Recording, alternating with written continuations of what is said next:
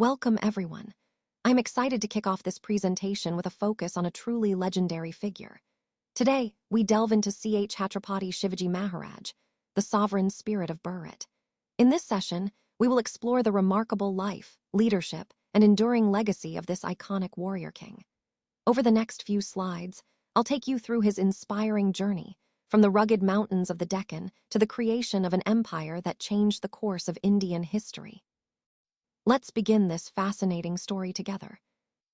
On the 19th of February, 1630, just as the first light of dawn touched the ramparts of Shivneri Fort, a child was born who would change Indian history forever. Imagine the fortress, perched high among the rugged Sahyadri Mountains, like an eagle's nest, destined, it seems, to be the birthplace of something extraordinary. This wasn't just any child. He was born to noble parents, Shahaji Bhansal and Jijabai, people of stature and strength. Growing up in a land torn by conflict and foreign domination, young Shivaji's world was filled with challenges. The people yearned for a leader, a protector who could restore their dignity and their sovereignty. And amidst the whispers of ancient warriors and the prayers of his devoted mother, this child took his first breath. He was destined to become the Lion of Maharashtra, a defender of Dharma and the architect of Swarajya, self-rule. You see, even the stones of Shivneri seemed to recognize this moment's importance, standing sentinel as if to declare, "This is where the story of liberation begins. Here, the spirit of resistance awakens. Here, the morning star of a new age rises." Shivneri Fort is not just a birthplace, it's a sacred symbol of courage and destiny, forever etched in the heart of Maratha glory. Today, I want to take you back to the early years of Shivaji, when his character and vision were being shaped by two incredible influences.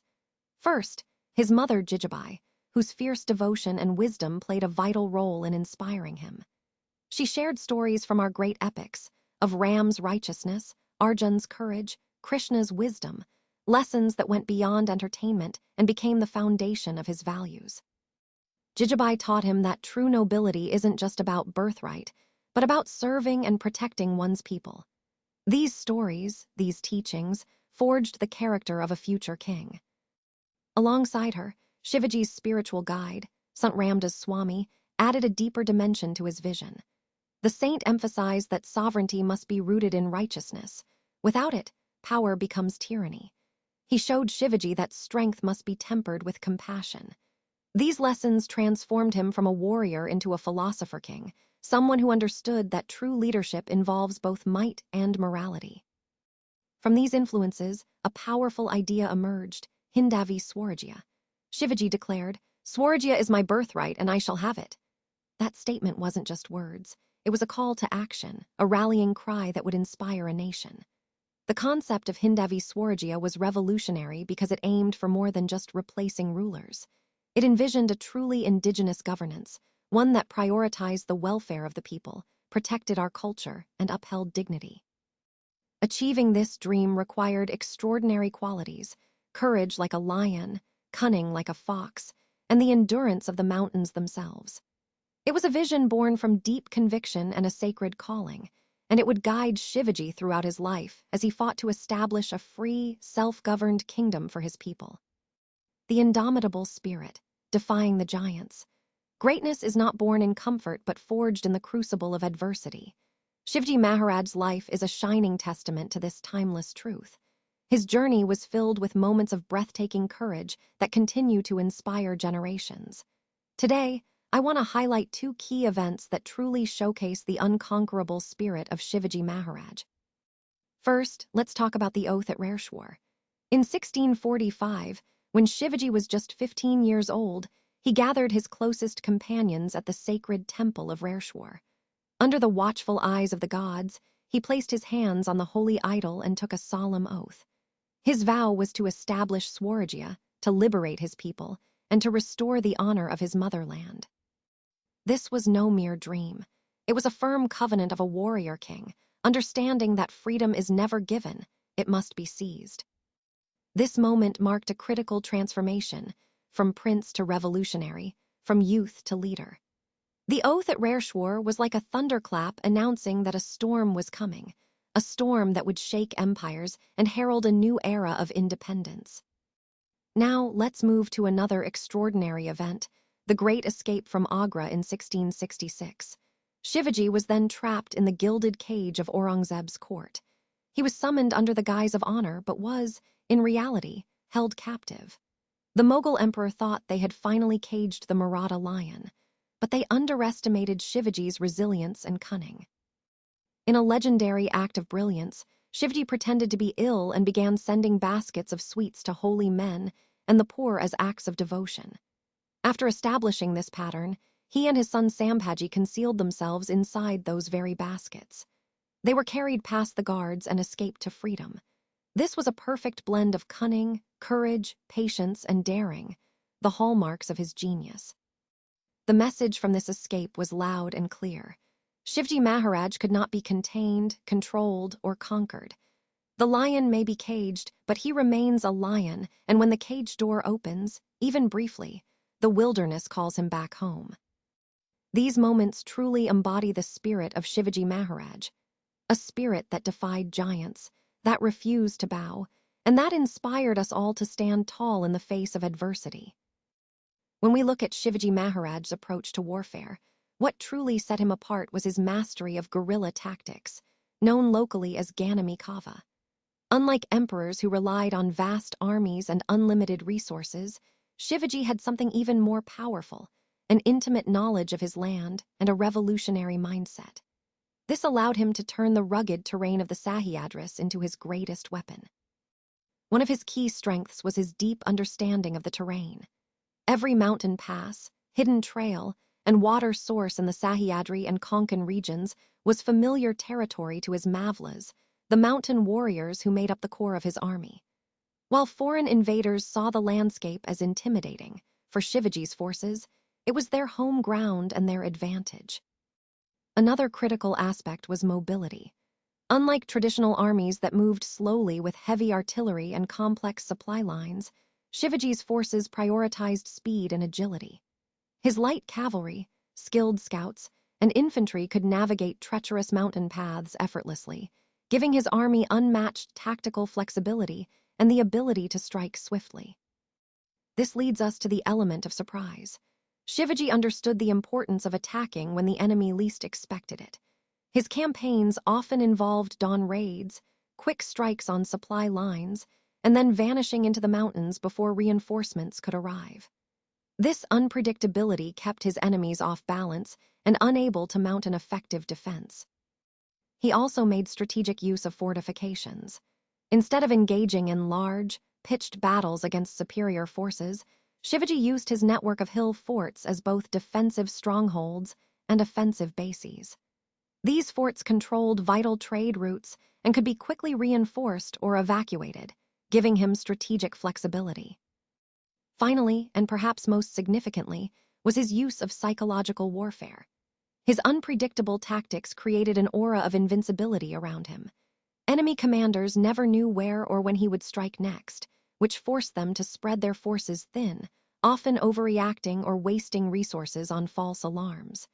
This psychological edge was key to his success. In essence, Shivaji's strategy was simple yet powerful. Avoid fighting on the enemy's terms, exploit their weaknesses, and control the battlefield through superior knowledge and mobility. He believed in fighting only when victory was assured, and this philosophy allowed a relatively small kingdom to stand up to mighty empires like the Mughals and others. Ganami Kava was more than just military tactics. It was a philosophy of asymmetric warfare. Its principles of flexibility, surprise, and psychological advantage inspired resistance movements for centuries and showed us that clever strategy can triumph over brute force. On November 10, 1659, a day that truly shook an empire, a legendary encounter took place that would be remembered for generations. In the grand scope of military history, some moments transcend ordinary battles. They become stories of courage, cunning, and survival hanging by a thread. The meeting between Chhatrapati Shivaji Maharaj and Afzal Khan at Pratapgad is exactly such a moment, a clash of titans that forever left its mark. Let's start with how the trap was set. Afzal Khan, the powerful general of the Bijapur Sultanate, marched toward Pratapgad with an army of about 10,000 soldiers. He was confident he could crush the young Maratha king, Shivaji. His plan was straightforward, brutality backed by overwhelming force. But he also had a darker scheme: to lure Shivaji into a personal meeting under the guise of peace negotiations, and then, treacherously, to assassinate him. Now Shivaji was no fool. Fully aware of the danger, he still agreed to meet. He understood the kind of man Afzal Khan was. So, on the appointed day at the foothills of Pratapgad, the two leaders met in a pavilion. They appeared unarmed and with only a few attendants, just as they had agreed. It was a moment of seeming peace, but beneath the surface, tension crackled. As they embraced in greeting, Afzal Khan revealed his true intentions, trying to stab Shivaji with a concealed dagger while grabbing him in a bear hug with his enormous strength. But Shivaji had anticipated this treachery. Underneath his simple attire, he wore chainmail armor, and in his hand he held the legendary bog knack, the tiger claws, a fearsome weapon hidden in his palm, ready for action. In a flash, Shivaji struck. With lightning speed, the tiger claws tore across Afzal Khan's body, mortally wounding the giant. Shocked and staggering backward, Afzal Khan was caught off guard. At that moment, Shivaji's trusted lieutenant, Jiva Mahala, rushed forward to ensure the threat was eliminated. The man who had planned treachery became a victim of his own treachery, an ironic twist of fate. This chaos caused their enemy's army to lose its sense of order. The Bijapur soldiers, leaderless and confused, were quickly overwhelmed by Shivaji's forces. The very attack meant to eliminate Shivaji turned into one of his greatest victories. It was a testament to how intelligence, quick thinking, and preparation can triumph over brute force and overconfidence. And speaking of the tiger claws, the bog knack, this weapon was not just a tool of war but a symbol of the Maratha spirit. Like a fierce tiger, Shivaji struck with precision, power, and lightning speed when threatened. It remains an iconic emblem of his legacy, representing that spirit of resilience and cleverness. This encounter at Pratapgad sent shockwaves across India. It proved that Shivaji was more than just a lucky or reckless leader. He was a master of courage, cunning, and combat. It showed that might alone doesn't always win, and that treachery, no matter how well planned, cannot beat the vigilance of a righteous leader. Most importantly, it established Shivaji Maharaj as a force to be reckoned with, an icon who could not be intimidated or subdued. The Lord of the Seas, building a naval empire. While most Indian rulers during his time focused mainly on land-based power, Chhatrapati Shivaji Maharaj had a broader vision. He looked beyond the mountains and plains, toward the vast Arabian Sea. He saw it not as a boundary, but as a highway of opportunity and a frontier that needed protection. In doing so, he became one of India's first great naval architects. He understood a critical truth. True sovereignty isn't just about land. It requires command of both land and sea. Now, let's talk about the strategic importance of this. The Konkan coastline stretched for hundreds of miles, with natural harbors, strategic ports, and vital trade routes. It was both an asset and a vulnerability. Foreign powers like the Portuguese, Dutch, and English had established strong naval presences there. They controlled maritime trade and could threaten coastal regions at will. Shivaji Maharaj realized that without a navy, his kingdom would always be vulnerable to sea attacks and would be shut out from the lucrative ocean trade. So he took action. With determination, he set out to create a formidable naval force. He built dockyards at strategic locations along the coast, recruited skilled shipwrights and sailors, and designed ships suited to the waters of the western coast.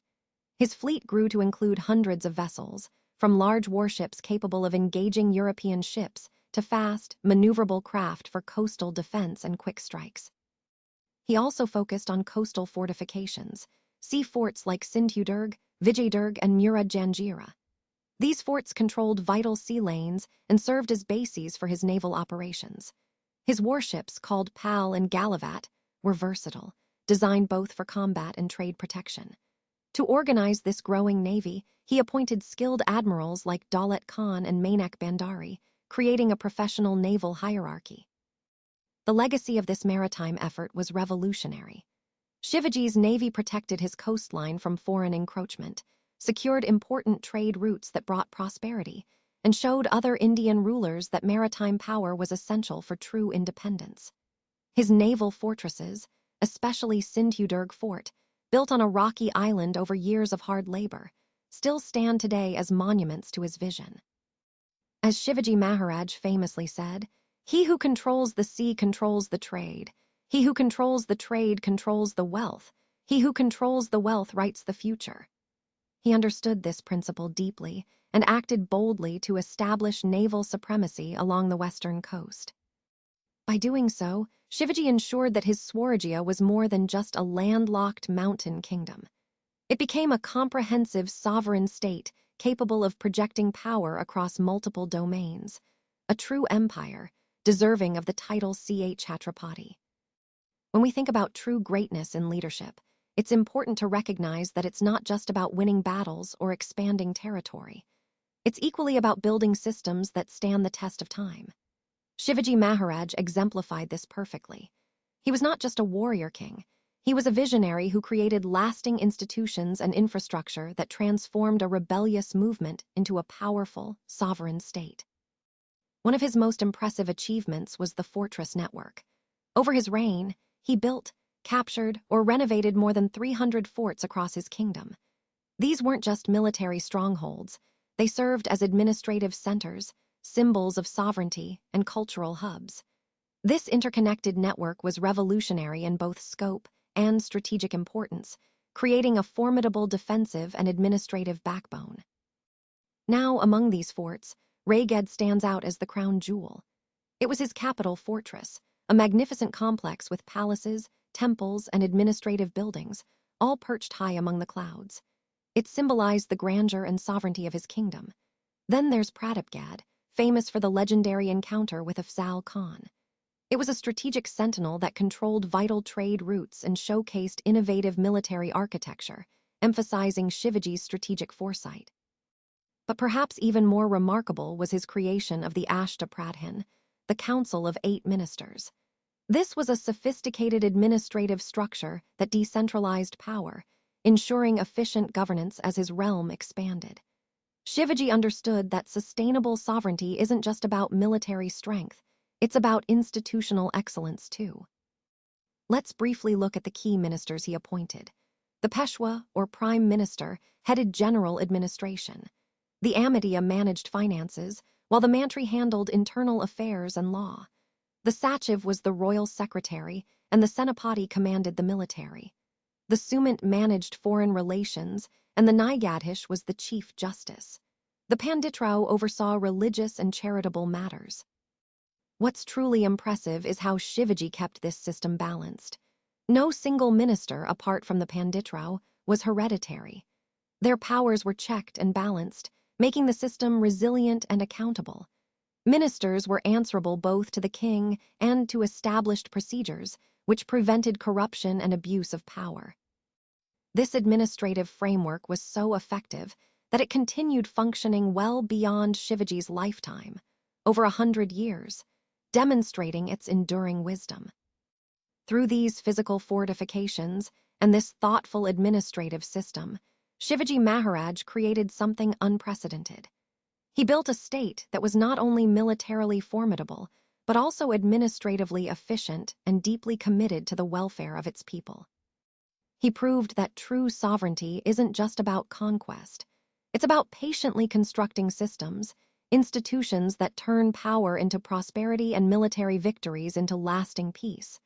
That's the real legacy of Shivaji Maharaj. On June 6, 1674, at the magnificent fort of Raigad, a historic moment unfolded. This was the day Shivaji was formally crowned Chhatrapati, meaning Lord of the Umbrella.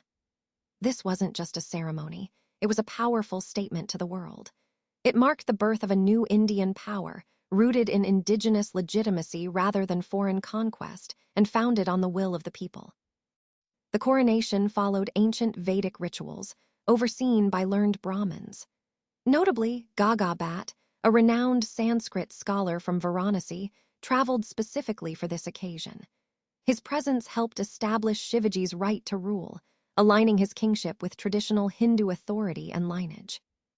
Shivaji was adorned with regal regalia, a golden throne, a jeweled crown, ceremonial weapons, and robes.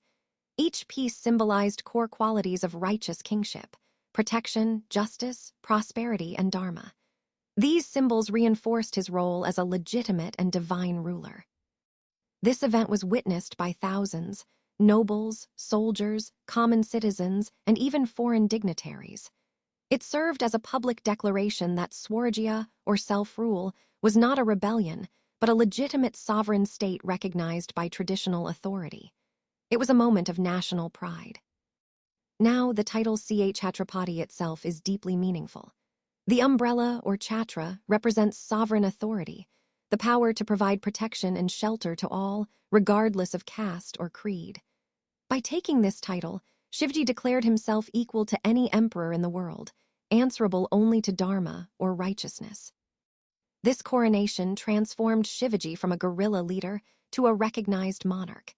It turned a regional, rebellious movement into an empire and signaled hope. Hope for those living under foreign domination. That indigenous rule rooted in their own culture was not only possible, but had been achieved.